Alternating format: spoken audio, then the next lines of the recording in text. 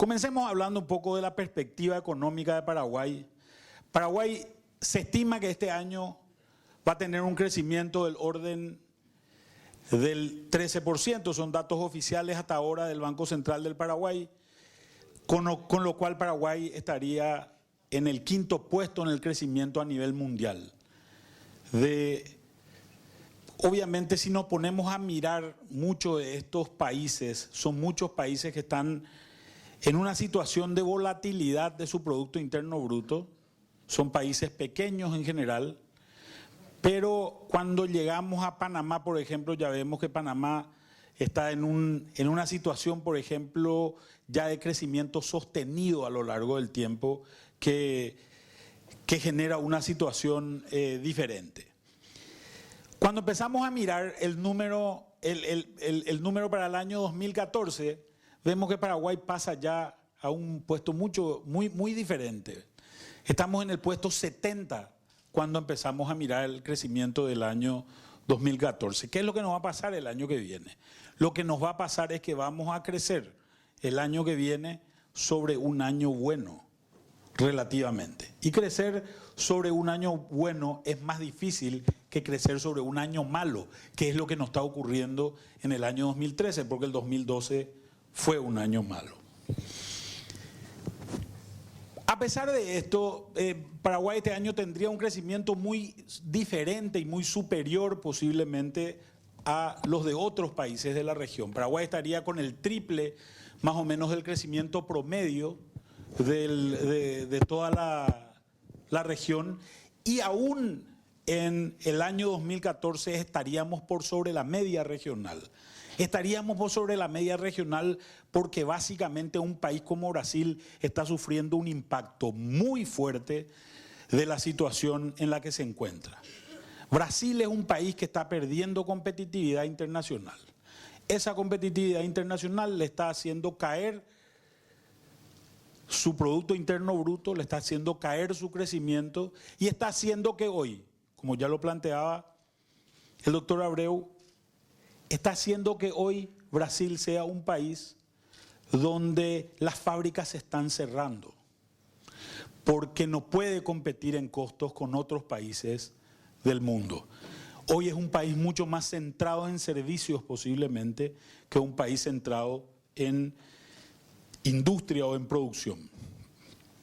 Y esto es algo que tenemos que guardarlo un poco en el bolsillo, porque seguramente esto es lo que se plantea como una oportunidad para el Paraguay para los próximos años. Paraguay ha venido teniendo tasas diferenciales de crecimiento. Si empezamos a ver, vamos a ver que nuestro crecimiento promedio desde el año 80 ha ido mejorando sustantivamente. El crecimiento de los últimos 3 años es posiblemente uno de los crecimientos más importantes que ha tenido el país en los últimos 30 años posiblemente. Y no es casualidad que hemos tenido un crecimiento sustancial importante. Paraguay ha generado un proceso de acumulación de riquezas lo suficientemente importante como para poder revertir esta tendencia de crecimiento de largo plazo. Porque si esto no fuese así, Paraguay tendría un comportamiento donde tendríamos crecimientos erráticos de corto plazo, pero el crecimiento de largo plazo prácticamente no variaría. Entonces, si hoy nos comparamos con lo que éramos productivamente hace más o menos 15 años, vamos a darnos cuenta que hemos tenido una curva de crecimiento bastante distinta.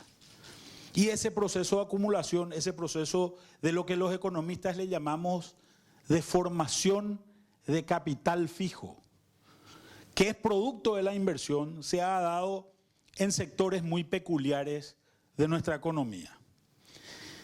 Ahora, lo que sí seguimos viendo hasta el día de hoy es una tremenda volatilidad en ese crecimiento. Fíjense que esta línea punteada es la línea del crecimiento de largo plazo que tiene Paraguay, de la tendencia de crecimiento que tiene Paraguay, pero cuando miramos los últimos 5 o 6 años vemos un comportamiento absolutamente errático en nuestro crecimiento. Esto genera un problema serio. ¿Cuál es el problema que genera? El problema es que no nos permite predecir el futuro con un margen de error relativamente pequeño.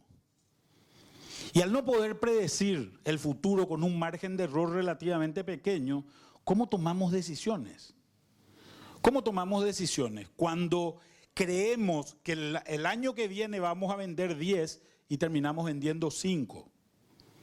Cuando esperamos que el año que viene vamos a tener un tipo de cambio de 4.500 y resulta que el tipo de cambio termina siendo de 3.800 o de 5.500.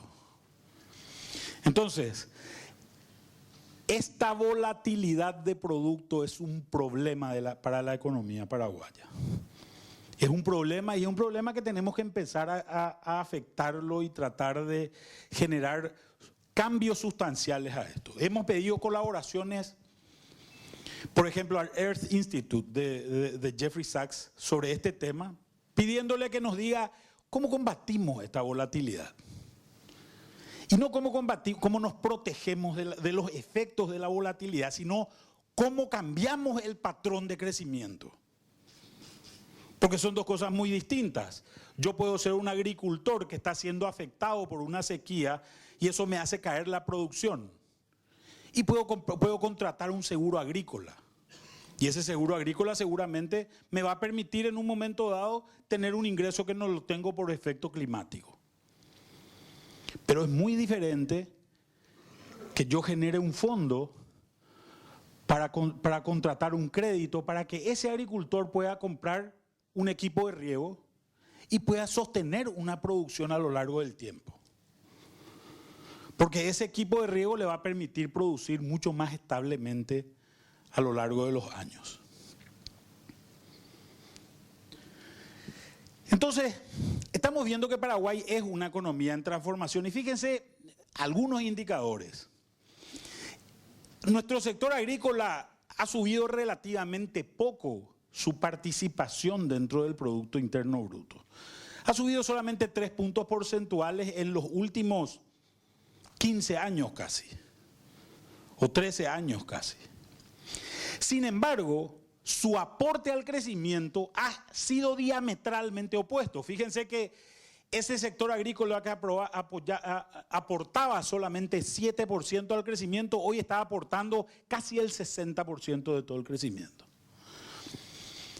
Y obviamente ha permitido también que Paraguay duplique su nivel de apertura al mundo, de ser una economía bastante cerrada en términos generales, hoy somos una economía extremadamente abierta.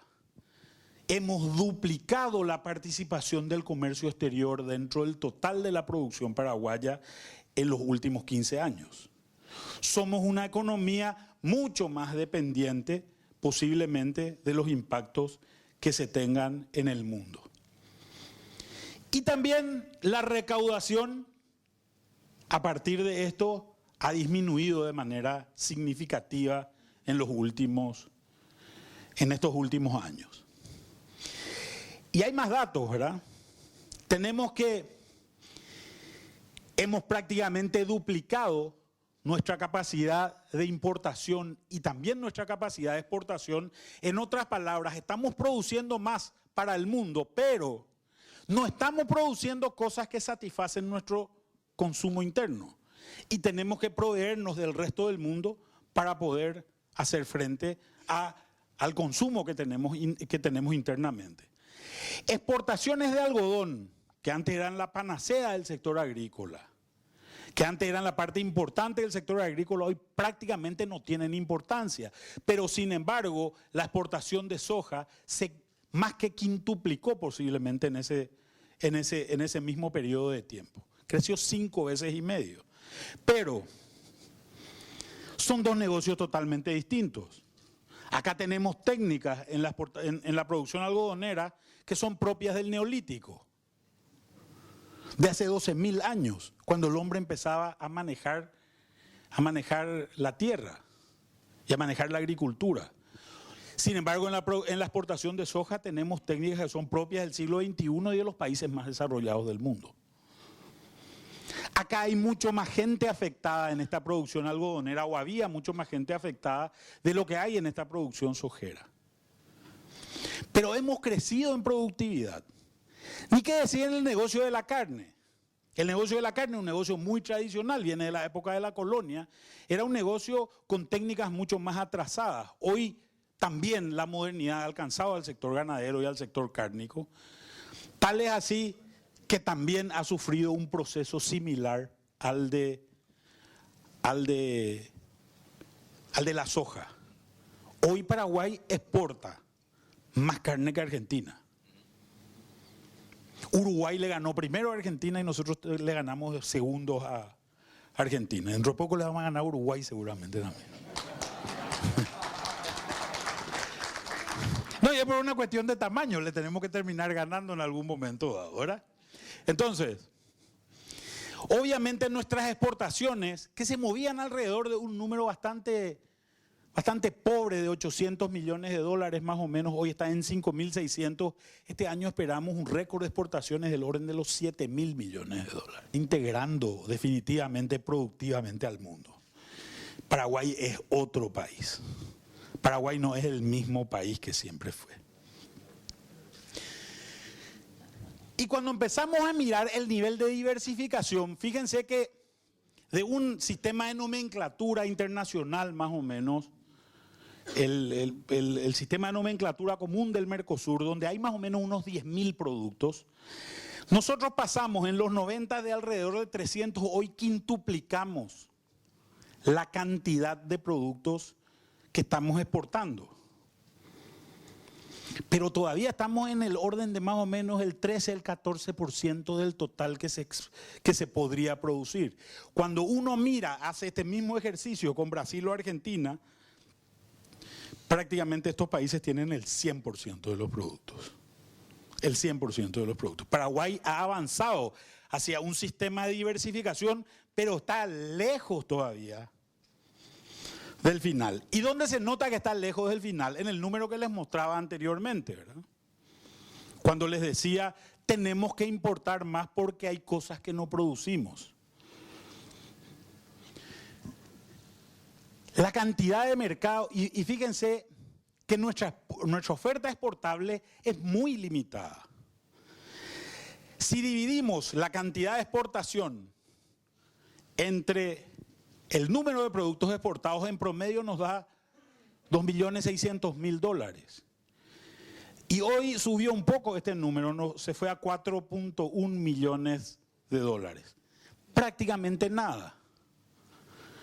O sea, en gran parte de estos productos tenemos situaciones muy incipientes que están empezando a arrancar, sectores muy, muy pequeños todavía. Sectores muy frágiles, diría yo, tal vez. Pero sin embargo, estamos accediendo a un mundo más grande. Todavía pasamos de más o menos un tercio de los países, aumentamos casi el 100% y hoy estamos casi en 2/3 de los países destinos potenciales de exportación que tenemos. Y obviamente, gran parte de los productos industriales, fíjense, gran parte son derivados de la agroindustria, el 82%, el resto es manufactura común, ha subido también de manera significativa en su participación en todo este tiempo. ¿Qué es lo que ocurre en Paraguay? En Paraguay somos muy dependientes del clima, cada vez somos más dependientes del clima. Un impacto del sector agrícola del orden del 10%, es decir, cuando se produce, supongamos, 9 millones de toneladas de soja, 14 millones de toneladas de granos totales. Pasamos a producir 12.500.000 toneladas. Tuvimos una caída del 10%. Los impactos que se generan son muy fuertes.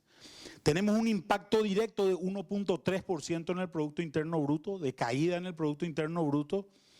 Y tenemos un impacto en la industria del orden del 0,5%, un impacto en el comercio, el transporte y los servicios del impacto del 1,8, que agregan otro valor de un poco más del 1%. En otras palabras, cuando yo dejo de producir granos, tengo menos transporte, tengo menos comercio, tengo problemas en el sector financiero, tengo menos volumen de materia prima para producir y todo eso me genera un impacto que es significativo a la hora de sumar mi producción. Hagan el siguiente cálculo, que es un cálculo muy simple de hacerlo. El año pasado produjimos 6,5 millones de toneladas de granos. Este año vamos a producir posiblemente 14 millones de toneladas de granos. Un camión en promedio lleva 28 toneladas. Para mover 14 millones de toneladas necesitamos 500,000 fletes. El año pasado usamos poco más de 250,000 fletes, poco menos, perdón, de 250,000 fletes. Imagínense el impacto en el transportista, la persona que maneja el camión, que ha tenido el impacto, esta cuestión agrícola. Yo me acuerdo que en un año malo, en el año 2009, un mal año agrícola, me quedo una vez con el auto en llanta ahí a la entrada de uno de los puertos en la zona de Villeta. Y me bajé y mientras me arreglaban la rueda, entré ahí a una despensa y una señora, le pregunto cómo estaban las cosas y me dice, están mal. ¿Y por qué? Y porque no hubo un misojero, me dice. No venían más los ojeros, no le compraban más empanadas, no le compraban más gaseosa, cerveza posiblemente, ¿verdad? En fin, esta señora vendía menos. Se generan impactos que son sentidos en todo y genera costos importantes para el Estado paraguayo. Paraguay gasta, cada vez que viene una sequía, gasta en el orden de los 200 o 300 millones de dólares desde el Estado central, estoy hablando. Y normalmente llegamos tarde. Normalmente la aprobación de los créditos para los cuales se necesita gastar para poder cubrir la brecha que se genera son aprobados cuando ya la economía se está recuperando. Y le voy a dar un ejemplo muy concreto. El año pasado se presentó un crédito del Banco Mundial en mayo del año pasado, que fue aprobado en noviembre del 2012, cuando que nosotros el año pasado, en febrero, sabíamos que iba a caer la economía por efecto de la sequía, ¿verdad? Porque muchas veces esto está sujeto a tiempos políticos y no a tiempos económicos. Y tenemos que empezar un poco a separar estas cosas, ¿verdad? ¿Cómo se logró llegar a donde llegamos hasta hoy? Un tema, fuimos aprovechando las ventajas comparativas de Paraguay. Hay un aumento increíble de la productividad total de factores en los últimos 20 o 25 años en Paraguay, fundamentalmente del factor tierra. ¿Qué fue lo que pasó en los últimos 20 o 25 años con la tierra? Anteriormente el país era un país con una frontera agrícola relativamente restringida.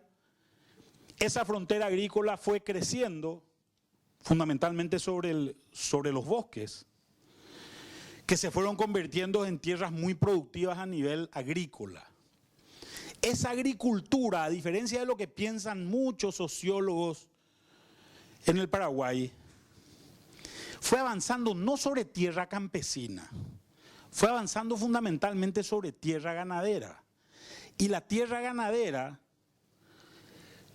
fue siendo empujada al otro lado del río Paraguay. La agricultura se movió desde el Paraná hacia el Paraguay y la ganadería empezó a cruzar el río Paraguay para expandirse mucho más en las regiones chaqueñas.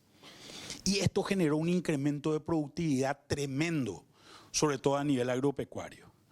¿Por qué entonces terminaron muchos productores, exproductores algodoneros en las ciudades paraguayas, en Asunción o en Ciudad del Este? porque su propio modelo productivo ha ido desapareciendo. Porque sus niveles de consumo se incrementaron y ese modelo productivo no le daba los recursos necesarios como para sostener esos niveles de consumo. Y generaron una migración del campo hacia la ciudad para integrarse lastimosamente en la economía urbana a cordones de pobreza, porque la economía urbana no pudo responder generando la suficiente cantidad de empleos para que eso cambie. Pero se ha acumulado capital y se ha generado un incremento de productividad en el Paraguay. Lo segundo fueron las reformas económicas. Las reformas económicas de los últimos 10 años, yo quiero creer que arrancaron con la reforma de la caja fiscal en el año 2003, cuando Paraguay estaba en un rating soberano de default selectivo, por una deuda de 20 millones de dólares que no se le pagó a contratistas, ¿verdad? En aquel momento. Y entramos en un sistema, en un tema de default. Y creo que estas reformas económicas van avanzando, pasando por varias cosas, entre ellos la ley de adecuación fiscal y otros eventos, hasta llegar a lo que fue la aprobación el año pasado del impuesto a la renta personal. Y creo que se ha dado un proceso de reformas macroeconómicas que han sido importantes a lo largo de estos 10 años de gestión de varios gobiernos, ¿verdad? De varios gobiernos, de varios ministros de Hacienda, y creo yo con un nivel de éxito bastante elevado para lo que es nuestro país. Creo que estamos en una tercera etapa, que es la creación de una imagen país. Estamos tratando de empujar un programa donde Paraguay aparece en el mundo y se sitúa en esta nueva realidad que mostramos anteriormente. Y al situarse en esta nueva realidad en la que aparece internacionalmente, estamos seguramente cambiando nuestra visión. Esto se da con un proceso político como el que explicaba Juancho y explicaba el doctor Abreu anteriormente, donde el Mercosur cuando el Mercosur nos intenta aislar, Paraguay hace su primera emisión de bonos soberanos, tiene una sobreoferta para la compra de bonos soberanos de 11 veces el valor que ofrecía. Se presentan casi 200 fondos de inversión a querer comprar estos papeles y Paraguay emite a la tasa más baja en la historia de los mercados internacionales para un bono inaugural de una república. Y como casi todas ya emitieron, creo que nunca nos van a ganar ese récord. Y ese es un récord que está basado en el hecho de que hemos aprovechado ventajas comparativas y hemos profundizado reformas. En el momento en que nuestros, entre comillas, socios nos querían aislar, Paraguay se estaba abriendo más que nunca al mundo. Y esta creación de imagen país está generando impactos que se empiezan a notar en ciertas cosas. Hoy, el hecho de que haya un bono flotando en el mundo, un bono paraguayo flotando en el mundo, atrae a gente y hace que gente pueda tomar decisiones. Me voy a Paraguay, ¿y qué tal es Paraguay? Y no sé, si no tengo un amigo, no sé cómo es. Y como los paraguayos somos pocos, es difícil tener amigos paraguayos, por más amistosos que seamos, ¿verdad? Pero la existencia de un bono que está flotando en los mercados internacionales hace que la gente pueda decir, mira un poco, esta es una cuestión de referencia importante. Yo como ministro de Hacienda, esta no es la parte principal de mi tarea. Estoy recibiendo por lo menos 2 grupos de inversionistas semanalmente que están viniendo al Paraguay con ganas de hacer algo. Hay empresas brasileñas que están cerrando del otro lado del Brasil, están viniendo a Paraguay. Y creo que estas son, y porque tenemos una población joven que, si bien tiene problemas serios de capital humano, por ser joven es entrenable. Porque el joven tiene mucho más ganas de aprender que el adulto. ¿Nos quedamos o nos retiramos? Y creo que Traté de responder a esta pregunta con algunos datos. ¿Qué pasaba antes del Mercosur? Estoy hablando pre-tratado de Asunción. Paraguay no tenía tratados de libre comercio. La tal bilateralidad era un verso, ¿verdad? Paraguay en realidad era un país enclaustrado, creo yo, dentro de sí mismo. Bueno, estábamos saliendo también de la dictadura en esa época y era como que natural esto, ¿verdad? Teníamos algunos acuerdos comerciales negociados en la LADI o en la LALC en aquel momento, pero estos acuerdos no generaban beneficios reales. Los beneficios reales los tenían los amigos, algunos amigos de los muchachos del gobierno, ¿verdad? Que decían, no, vos sos mi amigo, vos te voy a liberar de tal cosa, ¿verdad? Ese tipo de cosas eran las que existían. Estos acuerdos cubrían una ínfima parte del universo de exportación, prácticamente no afectaban en nada, ¿verdad?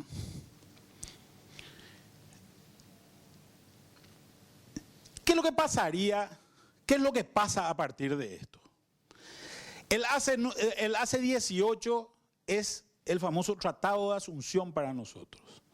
Hacemos a partir del ACE 18 un acuerdo con Argentina, Brasil y Uruguay, donde se genera lo que se tiene que generar. A partir de eso, firmamos todo el resto, pero todos estos son tratados que son derivados del Tratado de Asunción, ¿verdad? Que nosotros, haciendo un pensamiento mágico, como dice un periodista, si nosotros hoy hacemos desaparecer el Mercosur de la legislación paraguaya, vamos a tener que renegociar todos estos acuerdos. Y vamos a tener 2 años para hacerlo. Porque durante 2 años, el pedido, la denuncia del Estado parte o la renuncia de Paraguay al Mercosur va a hacer que durante 2 años nosotros conservemos derechos y obligaciones que se van a agotar a los 2 años. O sea, a los 2 años nosotros tenemos, durante 2 años vamos a tener que sentarnos a negociar esto. Para poder mantener un sistema similar al que tenemos hoy. ¿Verdad? Esto es para cambiar todo, para que no cambie nada, digamos, ¿verdad? Ahora, desde aquel momento vamos a generar un ingreso interesante. Vamos a poder cobrarle aranceles a las importaciones, lo cual va a generar un impacto también en precios internos. Y ese impacto de precios internos se va a traducir en inflación. Va a ser una inflación de una vez posiblemente, ¿verdad? Porque va a subir de golpe lo que sea que pongamos nosotros arancel y después ya vamos a ir fluctuando con la inflación normal, ¿verdad? Ahora, también nos van a cobrar a nosotros arancel, ¿verdad? También esta va a ser una situación que se va a producir. Entonces, los productos que nosotros exportemos a los países de la zona también van a sufrir el impacto de ese arancel. Al final, quedarnos como Estado asociado o salir del Mercosur bajo los estándares que hoy existen en la legislación de Mercosur es exactamente lo mismo. Vamos a tener que, de todos modos, renegociar todo esto porque estamos renunciando a nuestra condición de Estado parte, ¿verdad? Como les decía, 2 años y tenemos que renegociar los 10 acuerdos con los 18 países. La pregunta acá es, ¿van a querer los 18 países renegociar con nosotros? Punto 1. Punto 2. Tenemos la capacidad institucional y la gente como para poder negociar los 18 acuerdos nuevamente. La respuesta al punto 1 es, puede ser, y la respuesta al punto 2 es no. Y estoy hablando del Estado paraguayo, ¿verdad? Vamos a poner Un caso concreto de una empresa, ¿qué es lo que le pasaría? Esta es una empresa que invirtió 8 millones de dólares, exportaron 8,4 millones de dólares al Mercosur con arancel cero. Hoy dan empleo a 300 personas. En el 2014 piensan duplicar sus exportaciones y estarían contando con 400 personas más, 700 puestos de trabajo en esta una industria de confecciones. Hoy paga cero a partir de el día que salgamos del Mercosur va a pagar casi 3 millones de dólares más. En otras palabras, sus precios van a subir en el orden más o menos, sus precios de colocación de producto final van a tener un impacto del orden de más o menos 30%. La pregunta es, ¿esta empresa sigue siendo competitiva con 30% más de costos de lo que tiene hoy? Bueno, la respuesta no es obvia, pero es casi obvia, ¿verdad? Es casi obvia. La respuesta es que le va a ser muy difícil a esa empresa sostener estos niveles de exportación bajo ese estándar.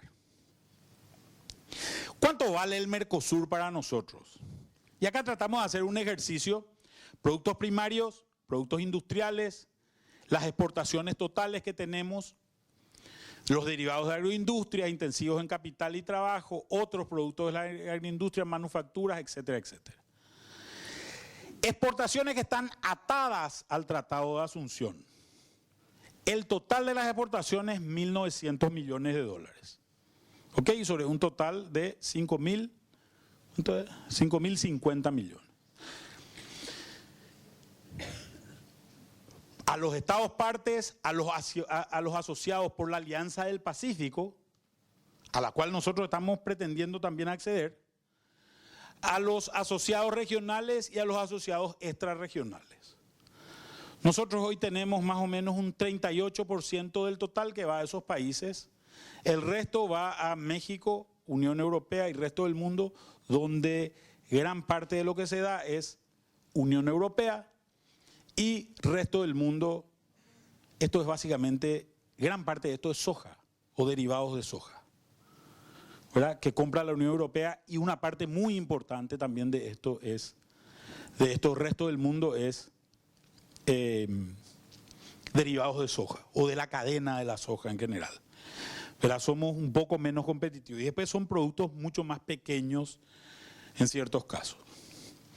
Este es el mismo cuadro, solo que en términos porcentuales, el 38% de todo lo que exportamos está atado al Tratado Mercosur. ¿Verdad? Podríamos hacer el mismo ejercicio para todo lo que sea importación, ¿verdad? Y cuando lo discriminamos, al Mercosur y a los asociados o a los tratados derivados del Mercosur se exporta el 33% de los productos primarios, entre ellos, por ejemplo, la carne. El mercado chileno está atado al régimen Mercosur, ¿verdad? El mercado chileno para la carne paraguaya. El 35%, sí, se puede ir, hay que negociarlo nomás. Me dicen, ¿se puede ir al LADI? Sí, se puede ir al LADI, pero hay que negociarlo, ¿verdad? O sea, no es que nosotros podemos decir, yo salgo y me quedo cruzado y hago lo que siempre solía hacer. No. Si nosotros queremos salir del Mercosur, tenemos que tener una estrategia. Y esa estrategia tiene que ser una estrategia seria y tenemos que construir las capacidades para poder tomar esa estrategia. O si no, es casi un suicidio, ¿verdad? Si yo digo, no tengo capacidad negociadora, pero no importa, igual no me había salido el Mercosur total, por suerte voy a poder negociar con los 18 estados. No podemos jugar ese partido. Tenemos que construir una estrategia para poder tomar decisiones, para poder solventar nuestras decisiones. Entonces, nosotros hemos tomado decisiones jurídicas importantes, creo yo, y decisiones que han solidificado la dignidad nacional. Y me parece que esto es importante. Pero también tenemos que ser operativos y tenemos que ser serios para poder sostener en la práctica esa dignidad. Esto significa que tengamos la espalda para poder hacer frente a las cosas que queremos. Y esto significa tomar decisiones internas que son muy importantes, creo yo, para nosotros.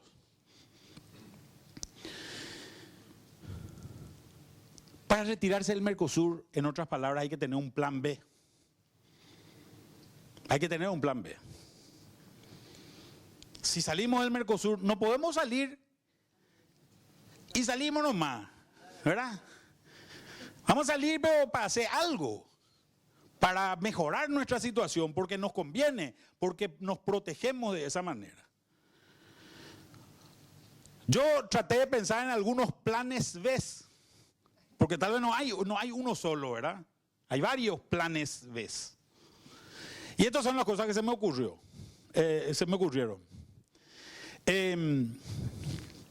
Uno es trabajar con la Alianza del Pacífico. La otra es plantear un estatus especial para Paraguay en el Mercosur. Oscar Stark había escrito un artículo muy interesante hace un tiempo hablando sobre esto. Y bueno, y esta es más la idea de Oscar que la mía, ¿verdad? Así que creo que es un tema para pensarlo, ¿verdad? Y lo otro es fomentar las bilateralidades. Evaluemos un poco algunos. El plan B de la Alianza del Pacífico. Este es un bloque muy abierto al comercio internacional. Estos son países muy abiertos. Son países que están pensando en de la Alianza Transpacífico, etcétera, etcétera. Hay una serie de situaciones, ¿verdad? Fíjense que el grado de apertura medido por la importación más las exportaciones sobre PIB, en el Mercosur es del 24%, en la Alianza Pacífico es el doble. Es exactamente el doble. Los aranceles en el Mercosur son 12%, en la Alianza del Pacífico son la mitad. En otras palabras, nosotros somos un país que exporta 1.350 productos y vamos a abrirnos a un país que tiene 10.000 productos y le vamos a decir, bueno, mete todo lo que quieras acá. A cambio de que vos me dejes meter lo que yo tengo allá. Esta es más o menos la decisión. Aranceles externos mucho más bajos.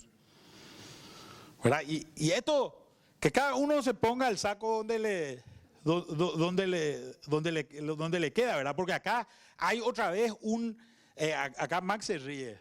Cuando Max viene en nombre del centro de importadores, viene en nombre de un montón de centros de importadores en realidad, ¿verdad? Y cuando vienen los exportadores, hablan de un montón de exportadores también, de tipos de exportadores que tienen muchas veces intereses contrapuestos entre ellos, ¿verdad? Negociar este tipo de cosas es dificilísimo. Le voy a contar una cosa. El año pasado, en noviembre, cambiamos la lista de excepción del Mercosur de 649 productos. ¿Saben después de cuánto tiempo? Esa lista se puede cambiar cada 6 meses. Cambiamos por primera vez desde el año 95. Porque nadie quería abrir la caja de Pandora. Hasta que terminamos abriendo nosotros la caja de Pandora. No sé si por bueno, por astuto o por estúpido, pero abrimos. Y en realidad, porque por ejemplo, dentro de esa lista de excepción del Mercosur hay artículos que ya no existen. Como el teléfono celular sin chip, por ejemplo, que estaba exencionado. Y entonces, en Paraguay, todos los teléfonos que ustedes tienen, que todos tienen chip, entraban como teléfonos celulares sin chip. ¿Verdad? Porque ahí es donde estaba la exención. Podemos tocar esa lista cada 6 meses, pero cada vez que tocas la lista, es una caja de Pandora nueva que estás abriendo. Así que no es fácil este tipo de discusiones. Y cada vez que decís voy a tocar este número, viene Max con todos los centros de importadores, ¿verdad? Bueno, ahora por suerte se va a Israel. Digo para el próximo ministro de Hacienda, ¿verdad? Pero en realidad te vienen todos porque estás afectando intereses muy importantes, ¿verdad? Los que menos te molestan son los industriales. Los que menos, pero molestan también. Molestan menos, molestan mucho, ¿verdad? Pero menos. Entonces, La Alianza del Pacífico es gente agresiva esta. Fíjense la cantidad, miren lo que firmó el Mercosur ampliado. Firmó estos acuerdos. Miren lo que firmó la Alianza del Pacífico. La cantidad de acuerdos que firmó. Esta gente no está jorobando. No está jorobando, está haciendo cosas en serio. Y acuérdense que nosotros somos una economía chiquitita. Esto están haciendo y siguen firmando acuerdos. Y siguen firmando acuerdos. Pero, por ejemplo, hoy nosotros estamos hablando con México sobre un sistema bilateral con México, que es el que nos falta para poder ser aceptado por la Alianza del Pacífico. Y uno de los temas que nos piden es el régimen automotor. Nosotros no tenemos régimen automotor firmado dentro del Mercosur. ¿Verdad? Entonces, tenemos que tomar decisiones en estas cosas, porque México nos va a llenar de autos mexicanos. ¿Verdad? Nos va a llenar de autos mexicanos. Y va a hacer que las recaudaciones del Ministerio de Hacienda caigan, o de la aduana caigan. Son cosas patentes, ¿verdad? Acá no va a afectar la billetera todo este tema, ¿verdad? Están poco integrados. Fíjense el nivel de integración dentro del Mercosur, anda por el orden de más o menos el 15% en exportaciones, el 13% en exportaciones. En la Alianza del Pacífico está apenas en 4%. O sea, no hay cadenas productivas que arrancan en un país y terminan en el otro. No vayamos a pretender que nosotros vamos a hacer un producto intermedio y vamos a terminarlo en Chile el día que estemos en la Alianza del Pacífico. No vayamos a soñar con lo que no se sueña, con lo que no existe. Esta es una alianza para abrir mercados, donde el clúster o la cadena productiva tiene que ser propia, tiene que estar toda acá. El 100% de la cadena tiene que estar en Paraguay. Y nosotros, como lo hizo Uruguay en su momento, podríamos vender software para salirnos en una cadena productiva. Acuérdense de que, ¿por qué nosotros tenemos mucho contrabando en Paraguay? ¿Por qué tenemos contrabando? Porque el mismo producto hay de los dos lados del río. Entonces la gente, que no es estúpida y es racional, lo que hace es maximiza su beneficio. Y dice, si del otro lado del río es más barato, me voy a comprar del otro lado del río. ¿Verdad? Uruguay puede zafar con este tipo de cosas porque, por ejemplo, pudo desarrollar una industria de software. Una industria de software que no hay del otro lado del río. Pero para eso se tuvo que vincular con la India y qué sé yo, otro tipo de cosas. Y generó exportaciones muy importantes en términos de servicios. Pero escúcheme una cosa, a nuestro campesino que está subido a una carreta y dice oro, oro, nilo, nilo, y le está moviendo al buey, ¿le podemos convertir en informático del día a la noche? No podemos, porque la computadora si le pega con un palito y le decís oro, nilo, no se mueve. ¿Verdad? Tenemos que generar un proceso de creación radical de capital humano para poder hacer eso. Uruguay tiene todos estos temas de una computadora por niño, etcétera, etcétera, donde ha invertido a lo largo un tiempo largo, ¿verdad? Entonces, tenemos que ser conscientes de nuestras limitaciones y realidades. La integración física es otro problema. Espectacular el irnos al Pacífico. ¿Por dónde nos vamos? ¿Por dónde? Díganme por dónde nos vamos. Porque nosotros somos unos argeles con los bolivianos. Entonces los bolivianos no nos dejan pasar. Pero somos formidables con los argentinos, ¿verdad? Ellos sí nos van a dejar pasar. No, somos argeles también con los argentinos, ¿verdad? Entonces, es un tema por el río. Y sí, hace 500 años nomás que son argeles con nosotros los argentinos en el río. 500 años. Y yo creo que los próximos 500 van a seguir siendo argeles. A mí una vez me mandaron un mapa de Sudamérica que no tenía Argentina. Argentina era mar y se llamaba Mar da Tranquilidade. Estaba hecho obviamente por algún brasilero, ¿verdad? Pero la verdad es que no se va a convertir en Mar da Tranquilidade, ¿verdad? Y Palayanacho siempre va a estar sobre la bahía, ¿verdad? No va a estar sobre el mar. Esperemos que esté un poco menos poluida en los próximos años, ¿verdad? Pero el problema de la integración productiva es una cuestión real, de la integración física es una cuestión real.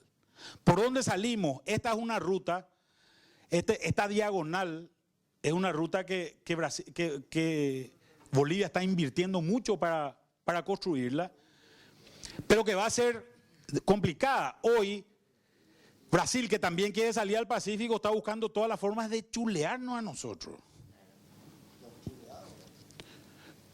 Y sigue buscando las formas de chulearnos. Entonces tenemos este problema de la integración física. El segundo plan, o plan B1, el primer plan, ¿qué tiene de positivo? Es bueno que son comercialmente agresivos, son economías abiertas, no exigen compromisos muy profundos, por ejemplo, la asunción de un arancel externo común. Buscan abarcar una gran cantidad de mercados y esto es bueno para nosotros. Pero para que nosotros seamos eficientes acá, tenemos que ser eficientes internamente también.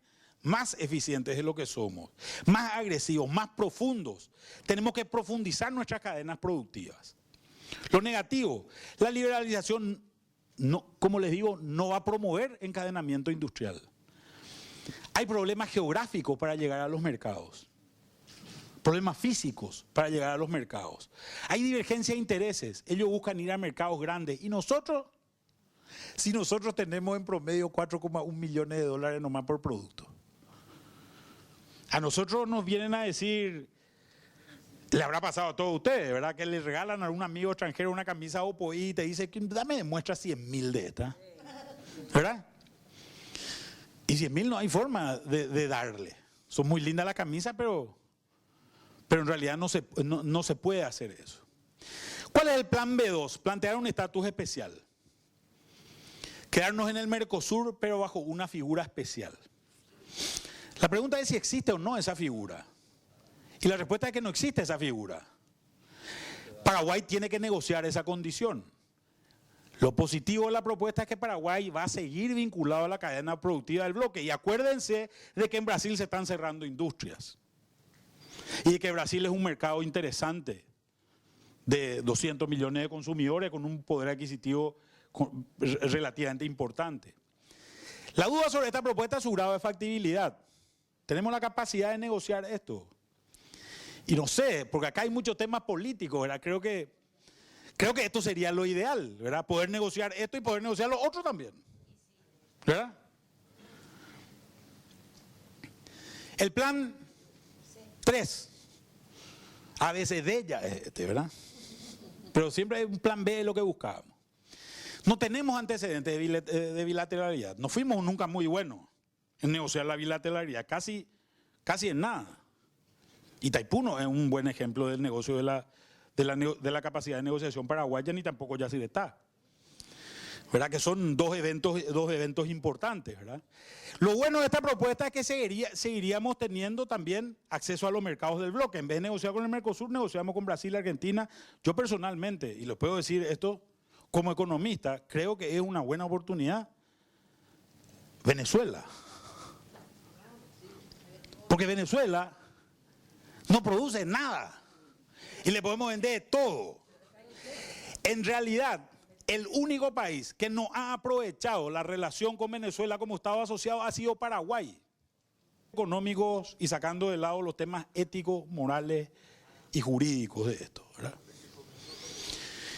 Paraguay tendría que comenzar a negociar con los países del bloque y del Cono Sur. Ahí vuelve otra vez, como les decía anteriormente, nuestra capacidad. Seguiríamos vinculados a la cadena productiva, pero hay dudas sobre la factibilidad.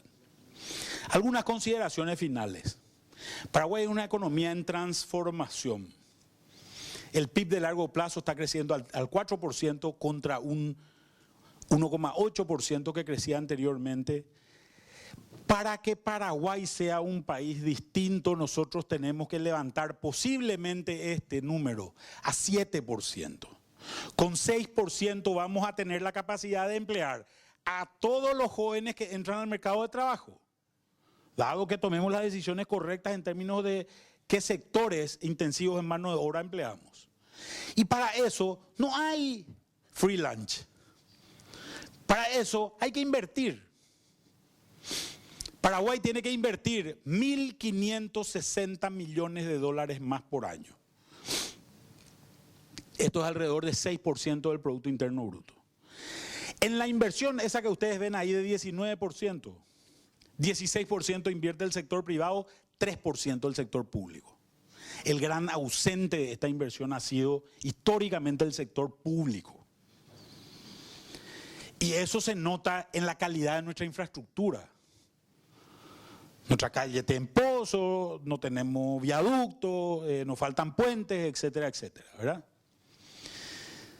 Nosotros hemos tomado una decisión de tirar a decisión del Congreso una ley de asociaciones público-privadas que va a permitir sustituir al Estado en la inversión en la cosa pública. Y esa ley es bastante compleja, acá podemos hablar media hora también de esa ley, pero es una de las salidas. La otra de las salidas es que Paraguay puede generar crédito para invertir en eso. Nosotros tenemos niveles bajísimos de deuda. Hoy estamos en el orden del 14%, con el crecimiento que va a tener Paraguay, vamos a estar por debajo del 10% otra vez a fin de año. ¿Por qué no nos animamos a invertir 30% de nuestro producto en deuda?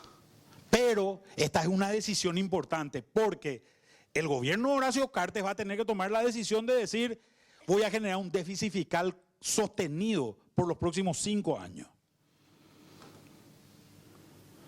Porque me voy a hacer de deuda para generar parte por lo menos de estos 1.560 millones de dólares más. Y esa no es una decisión fácil, porque a la prensa, que no entiende la diferencia entre déficit fiscal y problemas de caja, no le va a gustar esto.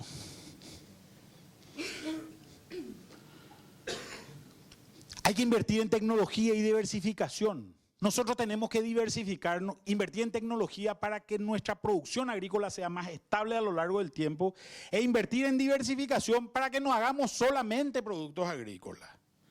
Tenemos energía eléctrica, podemos usar esa energía eléctrica.